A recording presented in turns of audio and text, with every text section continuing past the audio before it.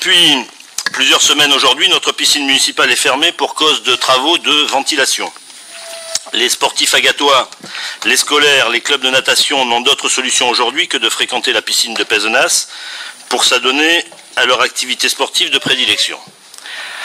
La disponibilité et les créneaux horaires ne sont pas adaptés à l'usage d'une population aussi importante que celle de la ville d'Agde, qui vient s'ajouter aux usagers du Picénois. Cette période de travaux devrait s'étaler sur plusieurs mois, obligeant les scolaires et les agatois à un déplacement de plus de 50 km aller-retour pour exercer cette activité aquatique. N'y avait-il pas, monsieur le maire, d'autres périodes que la période hivernale qui est la plus fréquentée en ce qui concerne les piscines de stations balnéaires?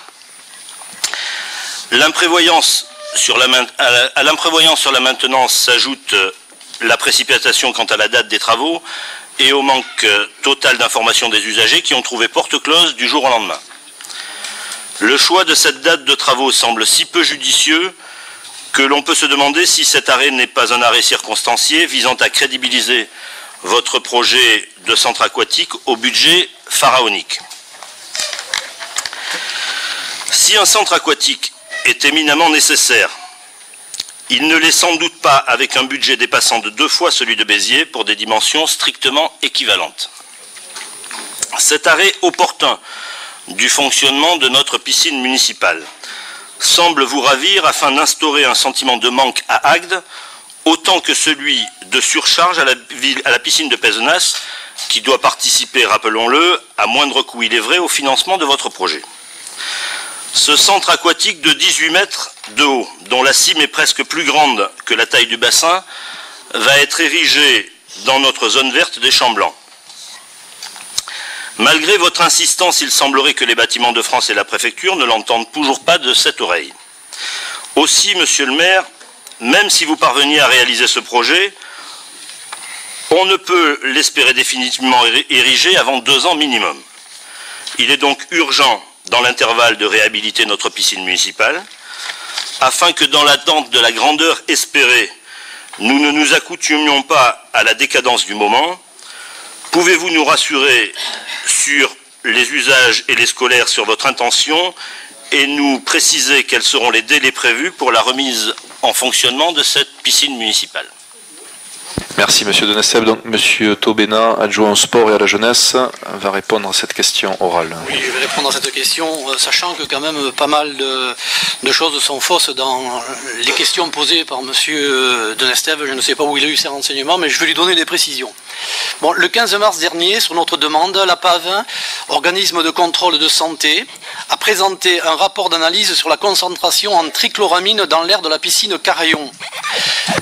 L'essai effectué le 31 janvier 2007 montrait une concentration quelque peu supérieure au taux dit de confort, qui est le taux maximal toléré. La raison principale de ce problème résulte de l'amplitude thermique entre l'air et l'eau, et tout particulièrement en période hivernale, à savoir l'air à 18 degrés, et ce malgré une chaudière qui fonctionne normalement, et une eau à 30 degrés. Il y a formation donc de trichloramine par effet de condensation.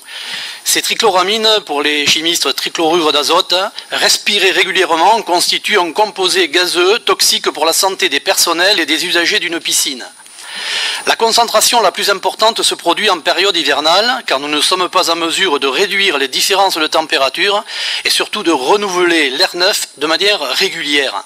Par ailleurs, même si des solutions techniques existent, traitement par UV ou déshumidificateur thermodynamique, elles nécessitent un investissement lourd, sans garantie de réussite, car la coupole, aujourd'hui complètement poreuse, ne permet pas d'offrir des conditions de mise en œuvre optimales.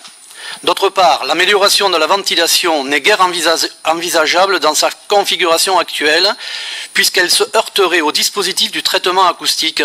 C'est donc la reconstruction totale de la structure qui se trouve être en fin de vie qui s'imposerait. Je rappelle quand même que les piscines tournesol étaient prévues pour 20 ans et que Carayon en a plus de 30. Alors, les dispositions adoptées sont préventives. Toutefois, il est à noter que l'ensemble des acteurs associatifs et scolaires ont été informés de ces dispositions au mois de juin. Les aménagements prévus pour le planning 2007-2008 ont permis de satisfaire l'ensemble des scolaires de la maternelle au secondaire sans perte de volume horaire annuel. Enfin, Des solutions ont été recherchées dès le mois de juin pour toutes les associations. Il se peut que quelques créneaux horaires dédiés aux loisirs n'aient pas été trouvés. En conclusion, notre intervention à ce jour relève du principe de précaution en matière de santé publique et n'est en aucune manière à relier à celui du centre aquatique dont nous reparlerons certainement bientôt.